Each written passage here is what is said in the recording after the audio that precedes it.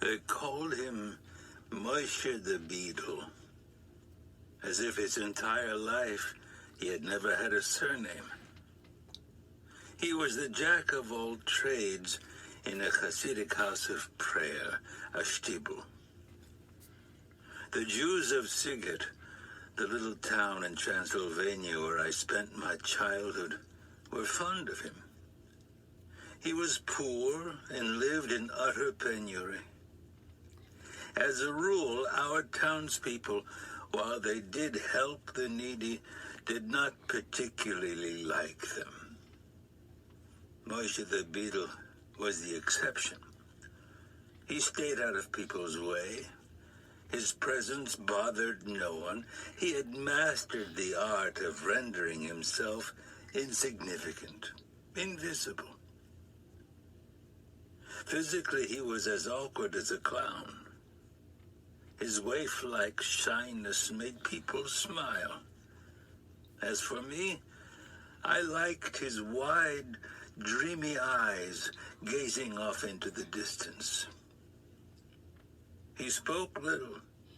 He sang, or rather, he chanted, and the few snatches I caught here and there spoke of divine suffering, of the Shekhinah in exile, where, according to Kabbalah, it awaits its redemption linked to that of man.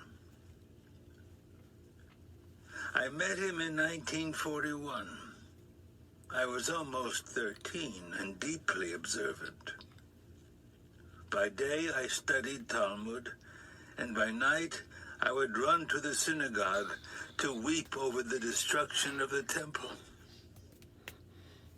One day I asked my father to find me a master who could guide me in my studies of Kabbalah. You are too young for that. Maimonides tells us that one must be 30 before venturing into the world of mysticism, a world fraught with peril.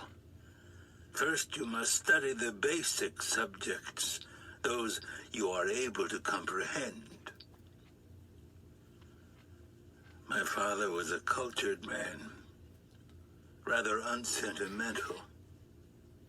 He rarely displayed his feelings, not even within his family, and was more involved with the welfare of others than with that of his own kin. The Jewish community of Siget held him in highest esteem. His advice on public and even private matters was frequently sought. There were 4 of us children. Hilda, the eldest, then B, I was the 3rd, and the only son, Tzipora, was the youngest. My parents ran a store. Hilda and B helped with the work. As for me, my place was in the house of study, or so they said. There are no Kabbalists in Siget, my father would often tell me. He wanted to drive the idea of studying Kabbalah from my mind. In vain. I succeeded on my own in finding a master for myself in the person of Moshe the Beadle. He had watched me one day as I prayed at dusk. "Why do you cry when you pray?" he asked, as though he knew me well. "I don't know," I answered, troubled. I had never asked myself that question. I cried because something inside me felt the need to cry. That was all I knew. "Why do you pray?" he asked after a moment. Why did I pray? Strange question. Why did I live? Why did I breathe? I don't know, I told him, even more troubled and ill at ease. I don't know. From that day on, I saw him often. He explained to me with great emphasis that every question possessed a power that was lost in the answer. Man comes closer to God through the questions he asks him, he liked to say. Therein lies true dialogue. Man asks and God replies. But we don't understand his replies. We cannot understand them because they dwell in the depths of our souls and remain there until we die. The real answers, Eliezer, you will find only within yourself.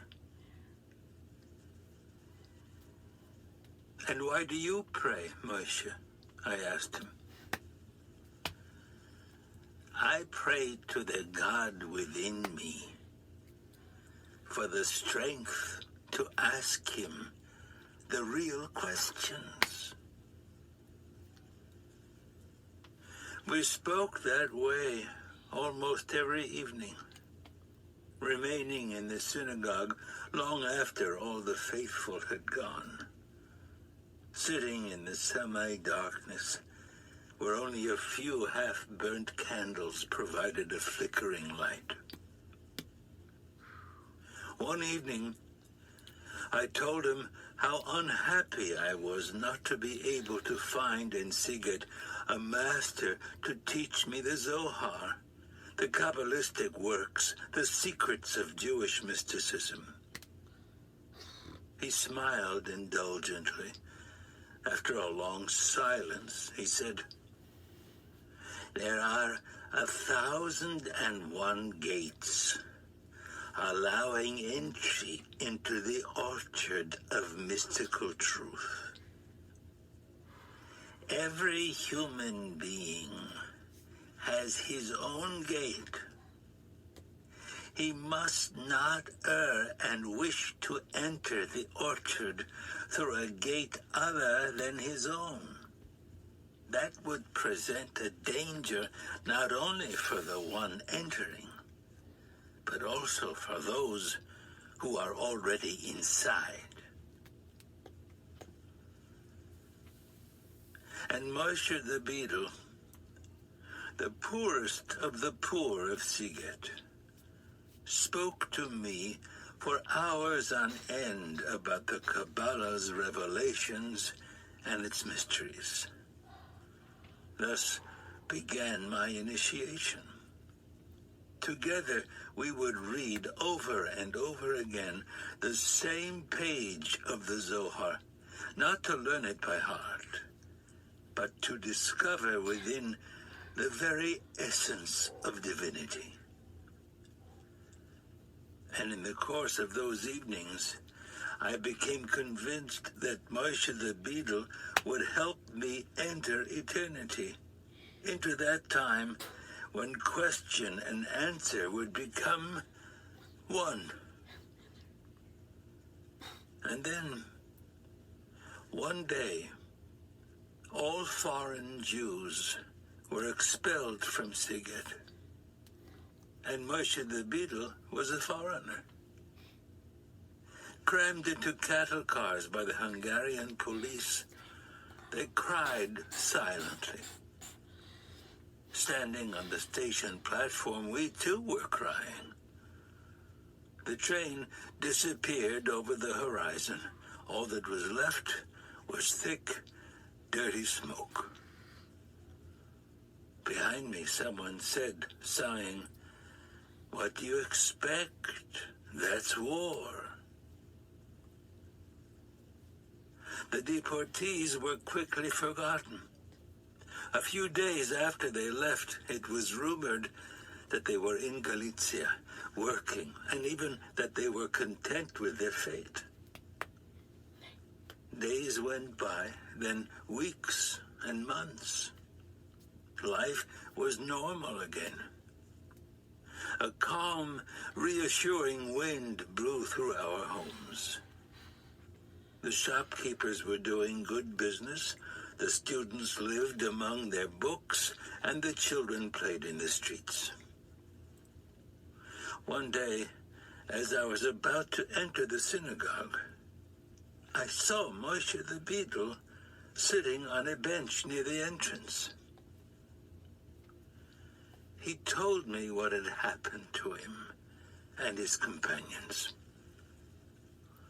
The train with the deportees had crossed the Hungarian border and, once in Polish territory, had been taken over by the Gestapo.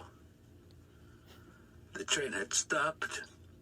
The Jews were ordered to get off and onto waiting trucks. The trucks headed toward a forest. There, everybody was ordered to get out. They were forced to dig huge trenches. When they had finished their work, the men from the Gestapo began theirs. Without passion or haste, they shot their prisoners, who were forced to approach the trench one by one and offer their necks. Infants were tossed into the air and used as targets for the machine guns. This took place in the Galician forest near Colomea. How had he, Moshe the beetle, been able to escape? By a miracle. He was wounded in the leg and left for dead. Day after day, night after night, he went from one Jewish house to the next, telling his story and that of Malka, the young girl who lay dying for 3 days, and that of Toby, the tailor, who begged to die before his sons were killed. Moshe was not the same. The joy in his eyes was gone. He no longer sang. He no longer mentioned either God or Kabbalah. He spoke only of what he had seen. But people not only refused to believe his tales, they refused to listen. Some even insinuated that he only wanted their pity, that he was imagining things. Others flatly said that he had gone mad. As for Moshe, he wept and pleaded, "Jews, listen to me, that's all I ask of you. No money, no pity, just listen to me." He kept shouting in synagogue between the prayer at dusk and the evening prayer. Even I did not believe him. I often sat with him after services and listened to his tales, trying to understand his grief. But all I felt was pity. "They think I'm mad," he whispered, and tears like drops of wax flowed from his eyes. Once I asked him the question, "Why do you want people to believe you so much?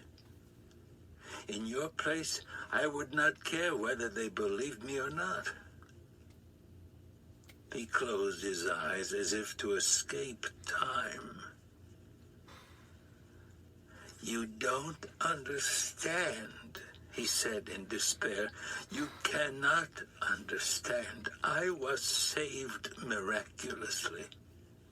I succeeded in coming back. Where did I get my strength?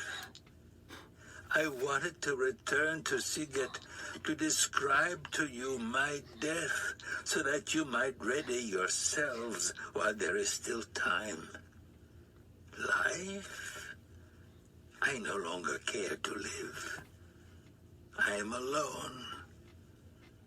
But I wanted to come back to warn you. Only no one is listening to me. This was toward the end of 1942. Thereafter, life seemed normal once again. London radio, which we listened to every evening, announced encouraging news. The daily bombings of Germany and Stalingrad, the preparation of the Second Front. And so, we, the Jews of Sighet, waited for better days that surely were soon to come. I continued to devote myself to my studies, Talmud during the day and Kabbalah at night. My father took care of his business and the community. My grandfather came to spend Rosh Hashanah with us so as to attend the services of the celebrated Rebbe of Borsche. My mother was beginning to think it was high time to find an appropriate match for Hilda. Thus passed the year 1943.